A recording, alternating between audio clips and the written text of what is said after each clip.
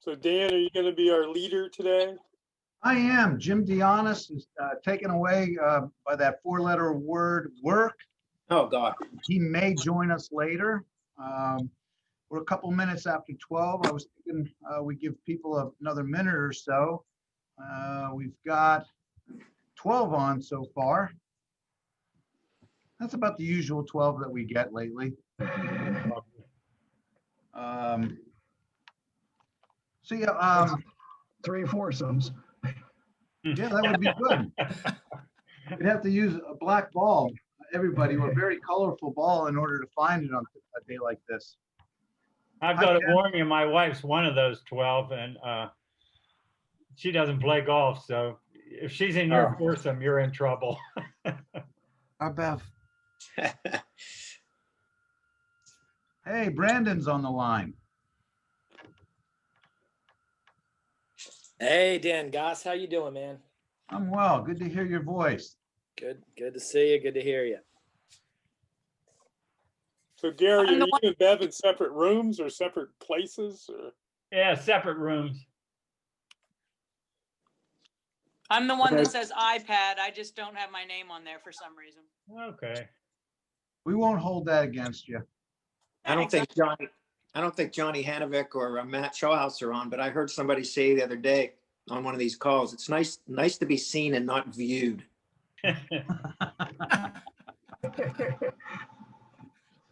Yeah, I think those two have heard those jokes enough times that, you know, they're tired of roll the eyes. You know, the classic one, everybody's dying to get into that business. Yeah. So, hey, hey, Sharon, without further ado, Lou, good to see you as well. Matt, could you put the flag up so that we could do the Pledge of Allegiance, please?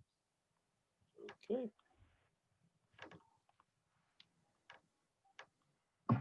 Oh, shit. I pledge allegiance to the flag of the United States of America and to the republic for which it stands, one nation, under God, indivisible, with liberty and justice for all.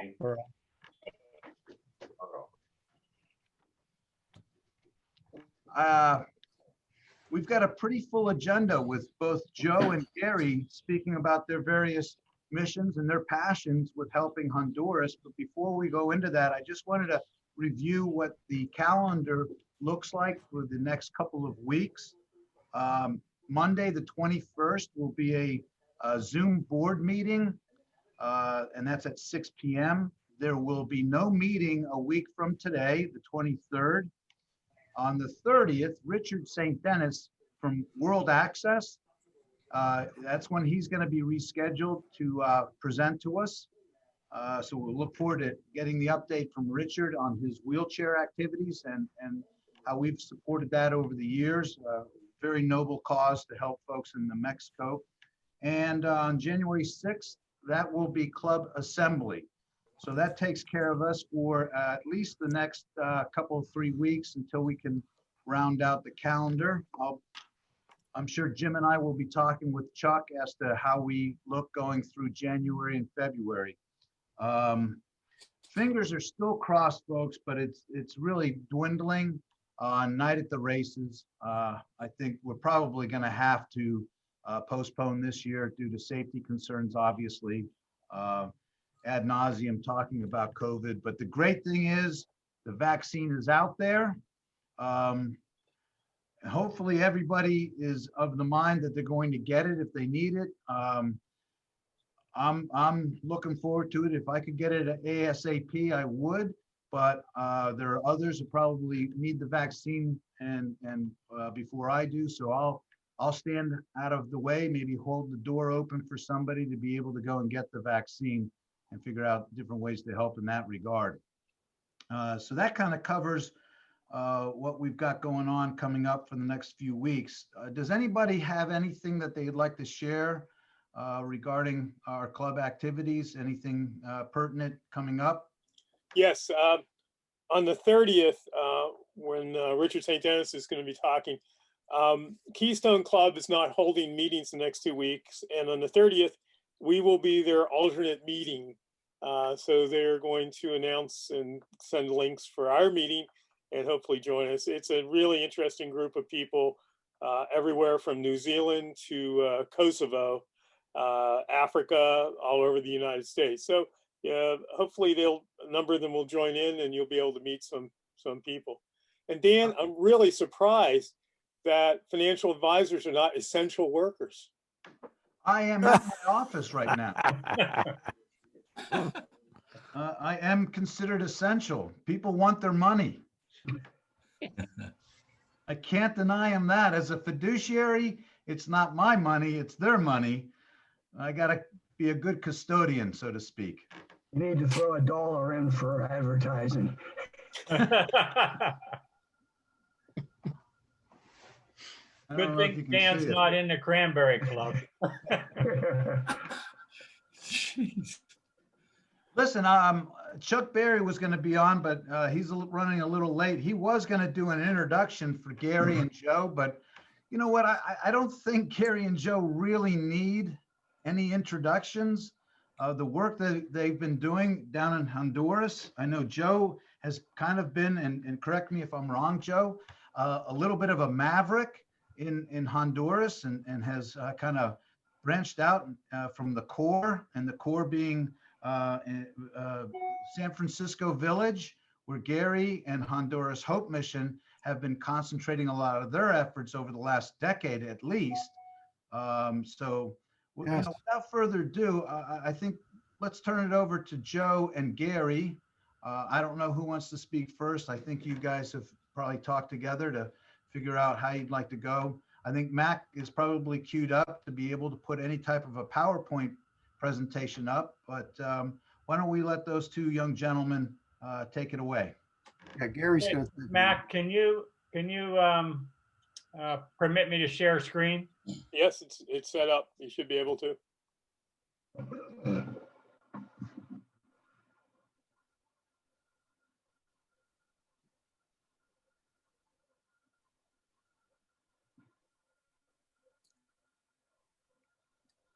Okay. All right, I'll start. And, you know, I've talked a lot, and I know almost all of you are pretty familiar with the basic work that we've been doing down there. And so today, we're really going to take a little different tack. And where this comes from is just after the hurricane hit, I was talking with our missionary in Honduras, Gunther Gallo, and he was about, you know, he usually is a very optimistic, upbeat, you know, high energy guy, and he was about as down as I've ever experienced him. And he basically said to me and to the others that were on the Zoom meeting with us, he said, "My country is broken," and what he meant by that is really what I want to share with you today. And you know, just Honduras, you know, if you don't know, Honduras is just about the size of Pennsylvania.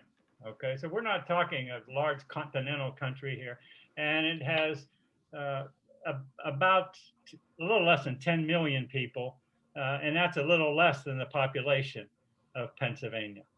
But Honduras is about 40% of the people are either unemployed or unemployed in Honduras, and this is pre-COVID. Okay, about half of the people live in poverty.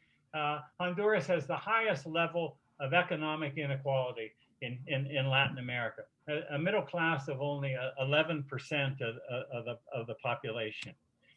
Most of the families live in 1 or 2 room adobe dwellings, may or may not have a dirt floor or concrete floor.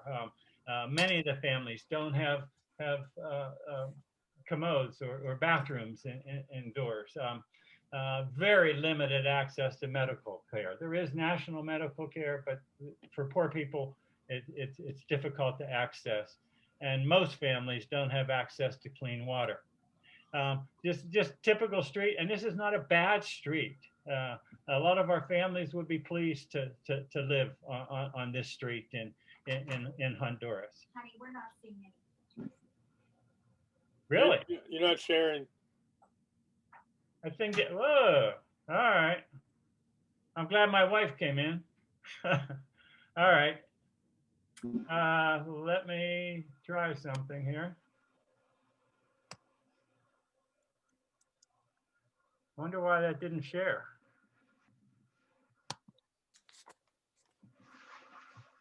Let me try it again. Oh, there's something coming There up. we go. There you go. We had it so well choreographed, Gare, huh? Yeah. Well, you could hear what I was saying. Oh, yeah. You hear now. Back off. Can you still see, or is it not there? Not there. It was just a white screen. All right. Okay. How about now? Ah, Yeah. There we Yeah, go. there you go. Okay. All right. Okay. I don't need to show you the map again, even though you didn't see it whenever I was talking there. And these are just the statistics I went through. But here's the street I was talking about in Livia de San Francisco, where again, many of the people would be thrilled to live. Okay.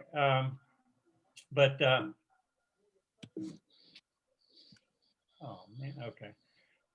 60% of the people in rural areas, which is where we work, live in poverty. 1 out of 5 live in extreme poverty. What is it? Or less than $1.90 per person per day. So you know, it's people, if they're working, they make $10 a day. And if they have, you know, 5 people in their family, that's what gets you to that. 1 of 3 infants is malnourished. Children in the rural areas end up getting an average of 4 years of schooling. You know, their homes more like this one here, where 5 people live, or this one where 3 people live, a mother and her 2 kids. This one, a mother and her daughter. And those are the folks that typically we're most concerned about. Okay. So the poverty is one issue. The second is gangs and violence. Last year, 38 homicides per 100,000. That's actually good news. A few years ago, that rate was up over 100 homicides per 100,000. Put it into perspective, the US is about 5 though. And as a result, the gangs put pressure on, as one teacher puts it in explaining, she says education is secondary to survival for these kids. So when they get pressure from the gangs to do things, that almost forces them out of school, and that's why the dropout rates are so high, or at least one of the reasons. Teachers are intimidated as well by the gangs. They average 15 teachers a year who are murdered by the gangs because of that kind of pressure. Political instability in Honduras. There was a major election crisis in 2017, a big debate, far worse than anything that we experienced here in these last couple of months. But there were riots, and as a result, the government that's currently in power has a very doesn't have a very strong hold on power, and so they're kind of just letting the corruption run even more rampant than normal. The average person on the street in Honduras just assumes that the government is corrupt. They don't trust hardly anything that the government has to say or the activities that they're involved in, with one exception, and that's probably the national security forces.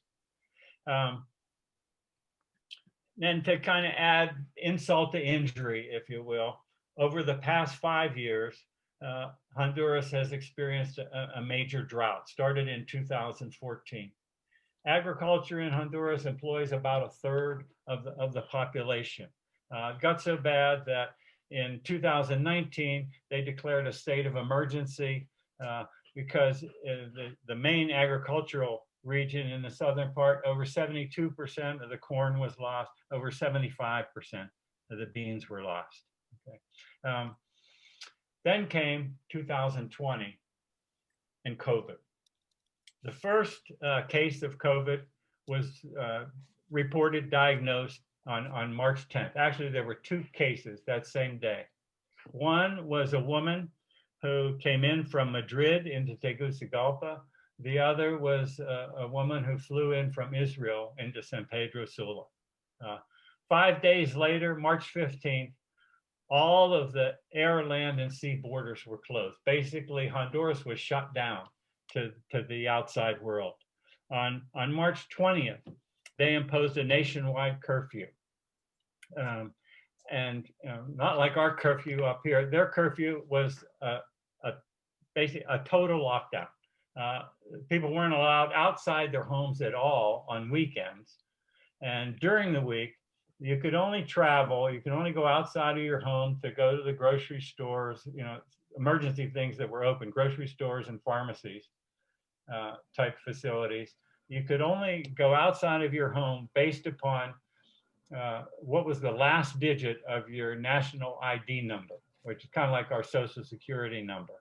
So if your last digit was 1, for example, you could go out on Monday of the first week. If it was 2, you could go out on Tuesday, and that was it for every 2 weeks. That's the way their curfew was regulated, and it was imposed by the national police. March 27th, the first death occurred, and as of December 12th, when I last looked up the numbers, they've reached a total of 113,708 cases with 2,971 deaths. Their rate, if you do the math there, you'd see it's like about 3% death rate. That's far higher than here in the US. And probably the reason is most cases in Honduras go unreported. Because the poor people, they don't go to the hospital. The impact on the poor has just been devastating. Normally, they work in the sugarcane fields, the plantain fields, the watermelon fields, and I'm specifically talking to the folks around that we work with in La Villa de San Francisco. They work in the fields, they make anywhere $10, $12 a day. Typically, they work on 6 to 8 week contracts, and then they might be off for a few weeks for the next period of harvest, and then they'll get hired again. Those things have just totally shut down. They also usually kind of supplement their income by being street vendors. And so they make things like tortillas, tamales, donuts, they sell candy, and they'll sell that on the street. They're moving from place to place, or they set up little pulperias, little kind of storefront things in their homes where people can come up and they can buy items from them. But again, all of that has been shut down. One, they're not allowed to move around as street vendors. And because of people's fear of COVID, they're afraid to come up and buy anything off of someone that's not made in their own home. They also have very minimal access to medical care. The fear of social stigmatization. What happens if people find out they have COVID? The other people are afraid to be near them, so they don't want anybody to know that they're sick, and so they tend to just try to weather it as best they can inside their own homes and not tell anybody. Certainly not go to the doctors. And if they have something other than COVID that needs medical care, well, they're private doctors. But the private doctors require that they have a test for COVID before they come in. The cost of that test is 4,000 lempiras, or about $160 for the test. Well, if you're middle class or upper class, maybe that's no problem. But if you're poor, forget it. That's just totally out of reach.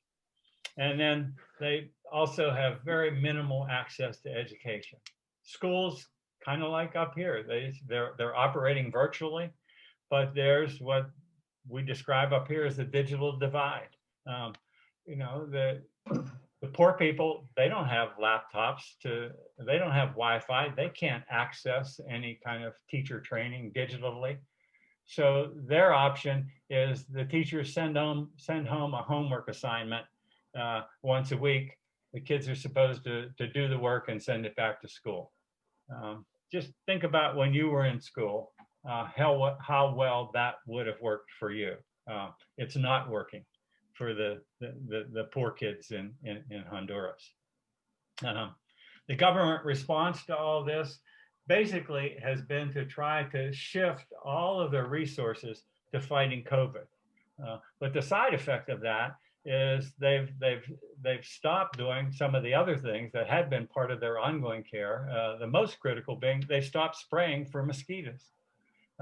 And so they've had an increase of dengue fever that developed this year, as well as to some extent malaria and some of the other mosquito-borne illnesses.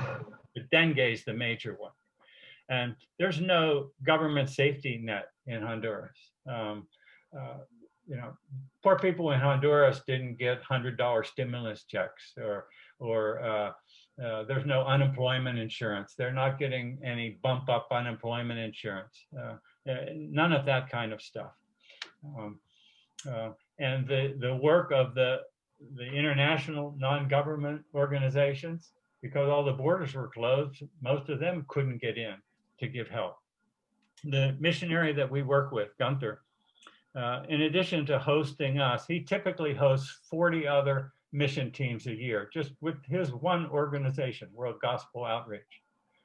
Since March, he hasn't had a single group come into Honduras, and there are no groups scheduled to come in at least through the end of January of 2021.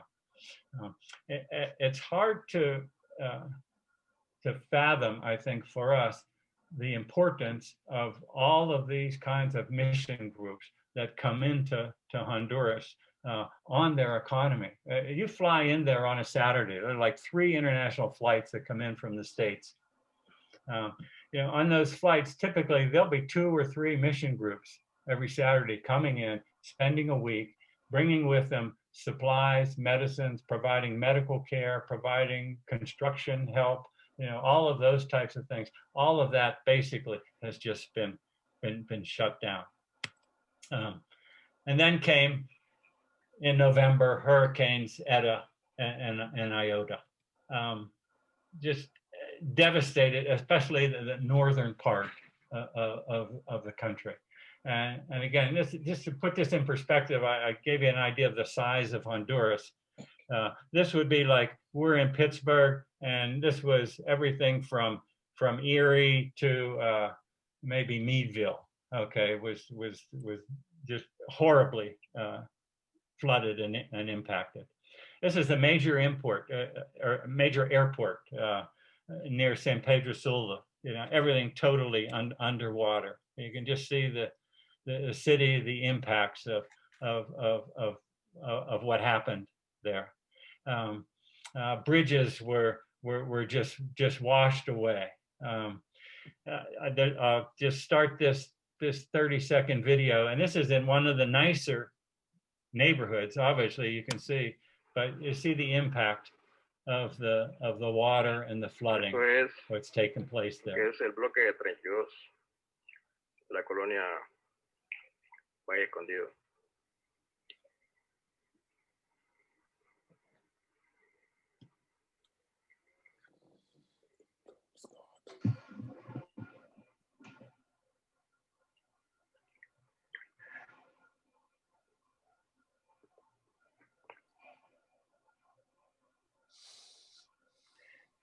Just some more pictures of the flooding, people trying to deal with it, rescue their belongings, carrying everything they own. Like this guy here, a mattress on his back, trying to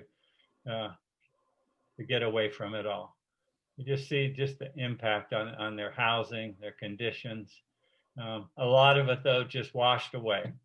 Clothing, everything, lost completely. You just here along this road, you can just see all what furniture, mattresses, everything. just totally destroyed that will need replaced. And almost 100,000 people ending up in shelters like this family of here. But of course the danger when they go into the shelters to avoid the impact of the hurricane, then they're even more seriously exposed to COVID. International Red Cross estimates that 4.2 million people, okay, over a third of the population, have been affected by the hurricane. Thankfully, only 99 deaths as far as we know thus far, but there are still people missing. About 150,000 Hondurans are homeless, and 95,700 are living in temporary shelters. 300 roads were damaged, 48 bridges destroyed, another 32 damaged, 80,000 acres of farmland destroyed, 400,000 acres of farmland plantations or threatened. It's estimated their gross domestic product will drop by 20 to 30% as a result of both COVID and the hurricanes. Last time this happened, something like this, was in 1998 when Hurricane Mitch came through. That's the worst natural disaster in Central American history. Hundreds of thousands of Hondurans, as a result of that, migrated to the US. There are about 250,000 actually over the years who were later granted what the US termed temporary protective status. Most of them still live here and live here legally. Actually, President Trump, just a little over a year ago, attempted to close out that program and require the people to return home. That hasn't happened, but they don't have that option at this point. The international community responded with billions of dollars in aid to help out Honduras, including eventually Water from Clay and Honduras Mission. It was Hurricane Mitch that was the impetus for getting both of Joe's and my group started. And Joe's going to pick up now and talk about Water from Clay. Thanks, Gary. So Gary and I both continue to distribute water filters. We all know the importance of that, especially after a hurricane. And most of the demand for a water filter, in this case made of a clay pot, started after that 1998 Mitch hurricane, which did so much damage that Gary talked about.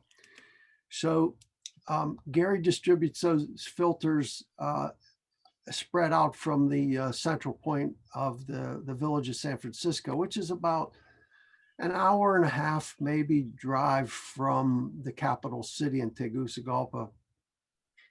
When I was in the village years ago, I met a Peace Corps volunteer there and she was really keen on the filter and the idea of getting it out to multiple areas. And that's when I decided to go down what I usually go down with my amigo Manny from Illinois, and we go to different communities throughout the country as much as we can, and try to coordinate distribution of filters there. And we'll fly into that San Pedro Sula area that Gary showed you there, and in the northwest, and kind of work our way down to the southern part of the country.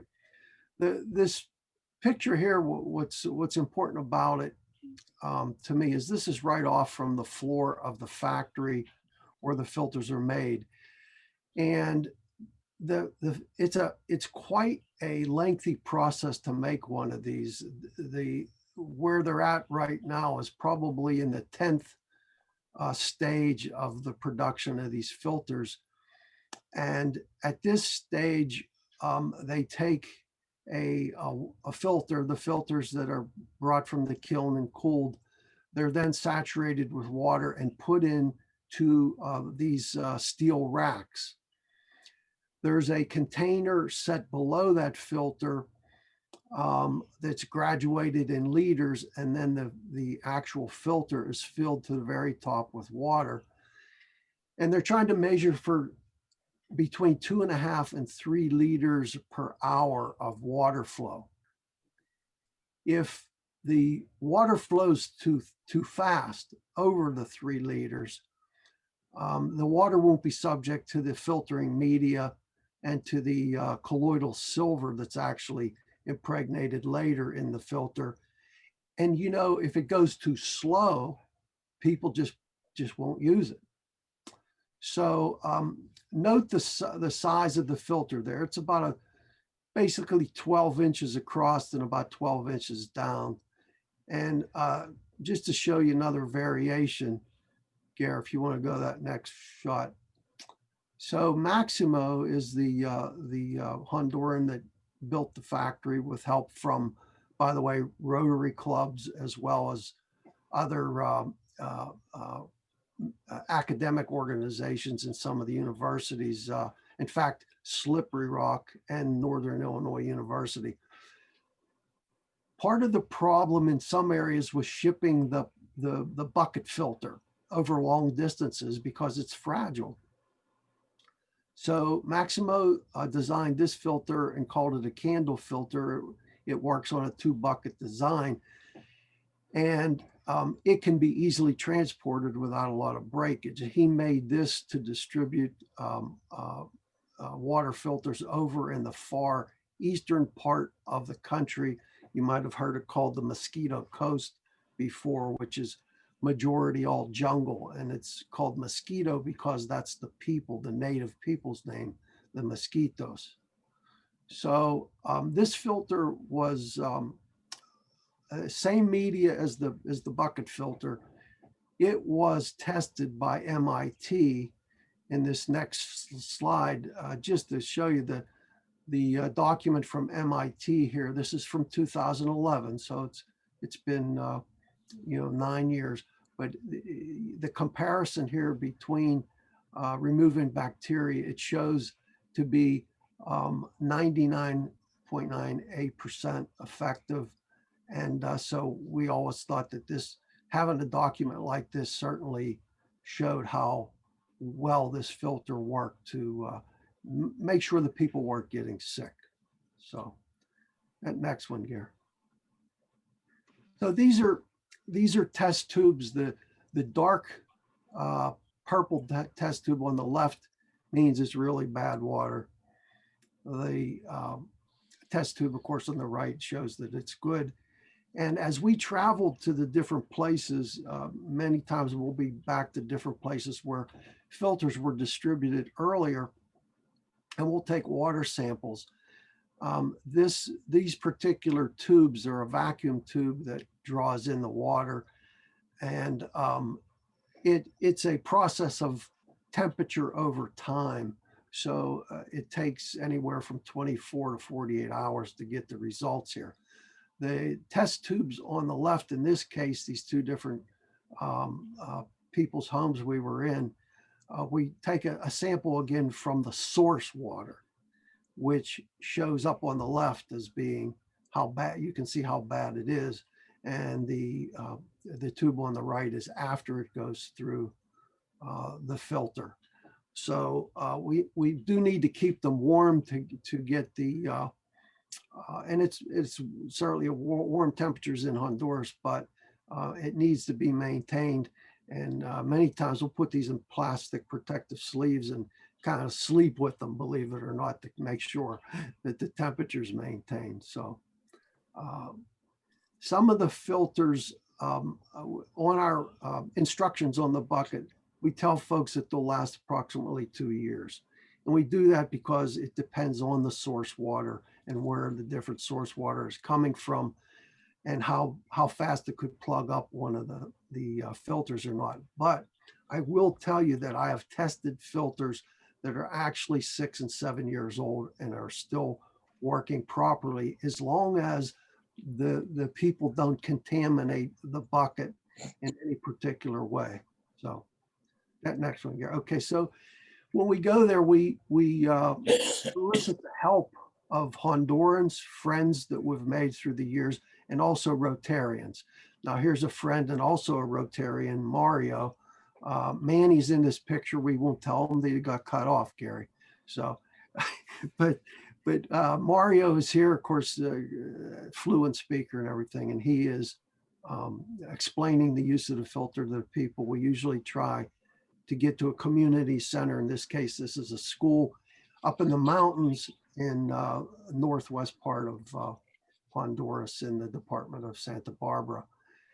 I will say these people in Honduras are one hell of a lot tougher than I am.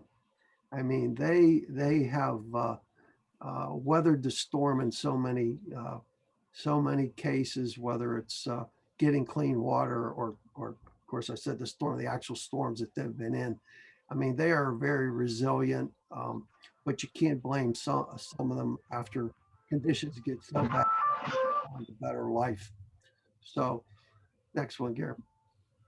So finally, this was the last time that we were there distributing filters. This was closer to the capital city of Tegucigalpa. And these are all teenagers. They're all students in the English school. And their professors right there in the middle, Carlos. And the school is funded actually by the US Embassy. And these kids were great, and they helped us deliver filters in one of the locations. And in fact, it's funny in a way, this is near the holiday. The name of this town that we were in is called Ohohona. So they say when you pronounce it, you pretend you're Santa Claus. And but in Ohohona here, the kids helped us assemble the buckets and the faucets, and we test them for leaks and everything before they're distributed. And it's a lot of fun. It's just the traveling. That's the thing that kind of wears you out, and the waiting period of distributions. So I think that's all I got there. And there's an advertisement for the Richmore Rotary. I had a hat sticking in the back of my pants. Thank goodness Gary kind of cut it off because I kind of looked like the plumber.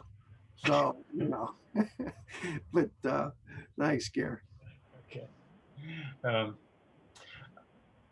just share with you Honduras Hope Mission's response. And typically, as most of you know, we take down an annual mission team, usually 20, 25 people who do a clinic down there. You know, the doctors see patients, you know, dealing with anything from you know, these are wounds from circulation wounds, a lot of them from diabetes that people experience. You know, we have physical therapists, we have a pharmacy, we give out between 4,000 and 5,000 prescriptions each year. We have dental care, eye care. We distribute the water filters that we get through Maximo and Guillermo and the plant that Jose was just talking about. We distribute mosquito nets to help cut down on dengue fever and malaria. And this past year, we started distributing Days for Girls kits that help the young girls, but all the women, especially when it's their time of month. They're reusable sanitary supplies. As I said, though, this time, though, the global attention of all the NGOs has been focused on COVID and the situations in their own countries. And so far, the U.S. isn't providing any leadership in terms of financial aid or doing anything to help out Honduras. And as I said before, the NGOs, they're stymied. We basically haven't been able to get in there. As a result, people are already starting to migrate. I've seen reports of one group of about 1,000 attempted to caravan. They were stopped in Guatemala and turned back by the Guatemalan government. There was another group of about the same size that was forming up around San Pedro Sula. And those folks were dispersed by the Honduran police. Just last night, Gunther reported to us there's talk of another caravan that's forming up in Tegucigalpa. the pressure is on for people to do something to try to relieve the conditions that they're in. Yeah, right now they're being the governments are standing up to it because they're hoping that the U.S. government will provide some kind of relief. But if that's not forthcoming, who knows what will happen and how bad it'll get again. Honduras missions, right away we responded. Actually, when the pandemic first hit, we provided masks and sanitary supplies, Clorox and pneumonia to all of the people. Gave them teaching on how to take care of themselves in terms of social distancing and especially washing and washing hands and all of that. But we doubled their monthly food distribution right away, just to help to kind of cover the loss that they've been experiencing. We've continued the housing support throughout. We also provided support for all the nurses and translators and the people who help us work with our mission on an annual basis. They were all put out of work too, so we provided support for them. We tried to put in place a system to help with the virtual learning. We got quotes on providing laptops for the kids and Wi-Fi's, and we actually even had 2 teachers who were lined up who would help to tutor them. But the cost, it was going to cost us over $30,000, and that's more than our total budget for the Hope families for a year. So there were some big organizations that were providing grants. We applied for those grants, and they have issued lots of major grants for like $500,000, and apparently our $30,000 was too small for them to be concerned with. So we weren't successful there. As I said, the government most likely will just move everybody ahead a year and pretend that the year didn't exist. Coming up this coming year, it looks like our medical mission trip will be what we're calling a hybrid model, where basically the U.S. doctors from up here will see patients who come into our Hope Center using telemedicine, basically using Zoom. And then we'll have also a team of doctors in Honduras who are going door to door, treating people and dispensing medicines and things like that. Some of the issues with it is, one, we have to purchase all the medicines in Honduras, which we will probably be able to get most of the medicine that we need, but the cost there, typically, we purchase a good chunk of our medicines, but we get about $30,000 worth of the medicines that are donated, either over the counter from people in churches for some of the things like aspirin and ibuprofen and Tylenol and all those types of things, non-prescription items. But through a company called MAP International and Global Links, we're able to get about $20,000 worth of medicines that we pay the cost of shipping, and that's it. We will be able to distribute water filters and mosquito nets. We're not sure if we'll be able to work out anything for giving dental and eye care and the Days for Girls program. We had planned to start the construction of our new Hope Center this past year when we were down there. Actually, we had the groundbreaking. Again, COVID put all of that on hold essentially for these past 10 months. But we are at a place now where we have a contractor who is in place, and that contractor has permission to start. And we hope that we can have that construction completed by June of 2021. So at this point, any questions any of you have?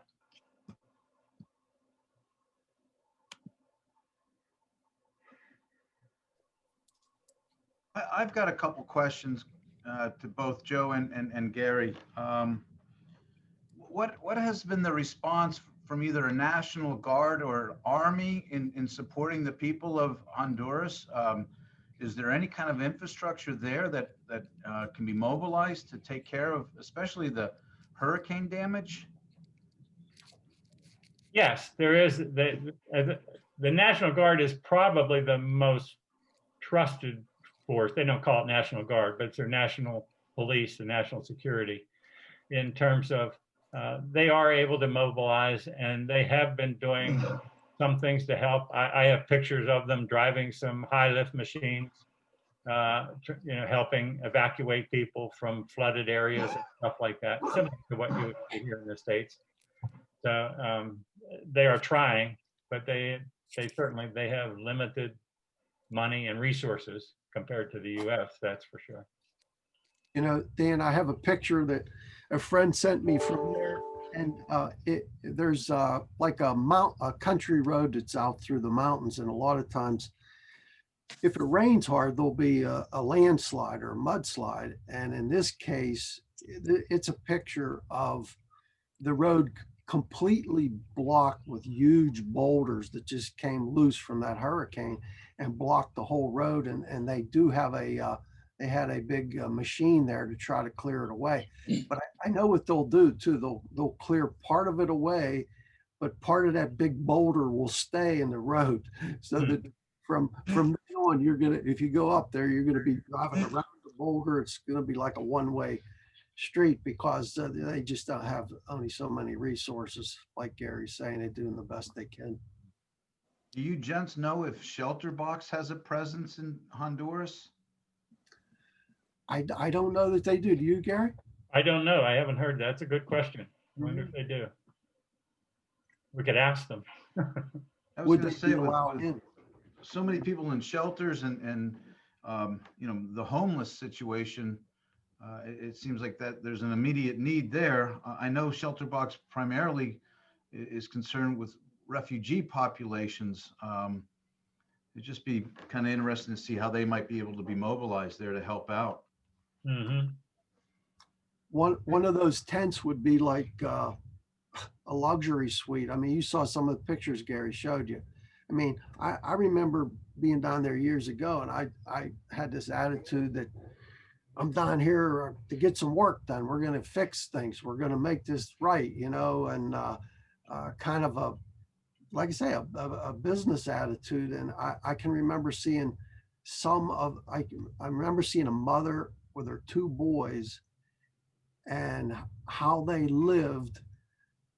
It was literally plastic pulled in between a bunch of trees and some old plastic buckets with dirty water in them. And I mean, it'll change your attitude pretty quick. I mean, it bring tears to your eyes to see it and really have a different perspective, so. Dan, I just Googled Shelter Box Honduras, and yes, they did move in after Iota. Thanks. That's good to know. Thanks, Ken. Hey guys, I know that Joe and Gary have been doing this for so long, and I just want to say it's just really inspiring. And what can you all send out ways that we can help and support your mission there? Definitely, yeah. Sure. Well, our club, as far as I'm concerned, has been pretty generous with the programs. It's, the filters are $25 a piece. And of course, like from Gary's end, special medicines are expensive and money's always needed there. I remember us doing a medical clinic up in the north in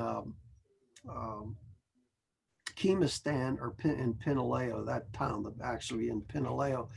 And we were there doing a project that was just a diabetes clinic.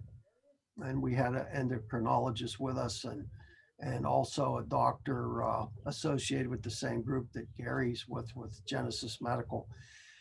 And, we were there to try to teach the kids, especially to change their behavior so that they didn't end up with diabetes and everything. But one of the hardest things that we realized, or at least that the endocrinologist finally had to realize, that we only had so much money to spend on insulin. So you were either going to spend all the money you had on insulin to save, 10 people, or you were going to buy that money or use that money to buy metformina, which are metformin in our English language, metformin, which they could have treated or at least mitigated the problems with maybe 500 people. So you had to make decisions like that, and it was a pretty sad choice to have to make. So. Well, please send out the link if you can, Joe and Gary. I'm sure there's people that would like to give personally. I know that, Rich Marsh supports as well, but would certainly appreciate the link. If you got yesterday's newsletter, Brandon, the article that mentioned that Joe and I were going to be speaking, you can click on the link there. Perfect, thanks. We'll take you right in. It's one way. Do we have any more questions for Joe and Gary? Is this something that was started by Joe and Gary, or this is the first time I've heard of it, truthfully? Was it started by Joe and Gary? Is it a project of the Richmond Rotary Club? Is it a project of International Rotary? I'm sorry, I'm stupid. Okay. Honduras Hope Mission got started when a woman from Bakerstown Church went down in 2005. And then she just started enlisting people. She first contacted Richmar in 2006, and Richmar has supported us ever since. At that point, I was working with a group in Dominican, so I didn't get in connect up with them until 2009 was when I started going down. And so I've worked with Honduras Hope Mission ever since. Joe, I think he started even a year or two before I did, right? We first had Maximo bring filters in the January of 2006. But just to add to your the starts, the beginnings, Gary, Deb Johnson from the Bakerstown Presbyterian Church, she continued the work of a lady from the Lutheran Church in Western New York in the Chautauqua Lake area, who actually set up the original location in the VIA. And then, of course, Deb picked it up after that and did a great job with it and everything. And of course, now Gary's got the ball and it's doing really made it grow even more and expanding the services more than ever. So, but International Rotary is not involved in this at all. No. We have a number of Rotary clubs support us, Okay. not just Richmar, but Crafton Ingram, Hampton, McCandless has in the past, but not the international. This was an incredible presentation, Gary and Joe. Just incredible. Very, very nice, guys. Thanks. We thought, Gary, only 3 people were going to show up, right? Didn't we, Dan? Charge money. We did. We were a little bit concerned. Would have been nice if we could have had you guys speak on the 30th with the possibility of worldwide guests coming up. If there are no further questions, I was a little bit remiss. We do have a guest. She's known to us for quite a while. Gary's wife, Bev, was also on the call today. So we want to acknowledge that Bev was here today too. Hi, Bev. And I was I'm glad also she was, because she was the one who came running in here and said, there's nothing showing on the screen. It looked perfectly good to me. Hey, it's nice to see Bob there too. We haven't seen him. Been a while. Hey, hi, Bob. Yeah, I'm still subbing, but obviously there are no substitutes needed at any of the schools. I don't know if anybody saw, there's a school district in West Virginia that had gone completely virtual, but the superintendent sent out a letter to everybody saying, hey, it's a snow day, be kids. Yeah. I thought that was kind of neat that they Jefferson County, I believe that was. That was it. Exactly, Bob. Yeah. I thought that was kind of unique. I was also remiss in letting you know that Ed Vogel is home, is recovering, And Mary Lord is doing quite well too, but continue to keep them in your prayers. As you know, next week, no meeting. I think that just about anything else that good for the club today. Anybody have anything that they'd like to share? Merry Christmas. Thank you for letting Merry us share Christmas. and Great appreciate presentation. Thank you. being here. Merry Christmas. Yeah, Merry Christmas all. Let's hope we get a really good turnout for the 30th. If there's somebody that wasn't on the call today, and you can, let them know that I'd like to see a lot of really mini boxes up here that we have to really strain to see who's on the call. That would be really kind of fun. Without further ado, whoever needs to get out and start shoveling, go ahead and do so. And if you can get down to 3864 Kim Lane in Richland, I've got a driveway that would really appreciate being shoveled. Yeah. Thanks, Gary and Joe. Thank you, Okay, Gary. thank Joe. you. Thanks. Take care. Good to see you all. Bye, Merry Merry Christmas. Christmas. Merry Christmas. Merry Christmas, everybody. Merry Christmas. Merry Happy New Year. Christmas.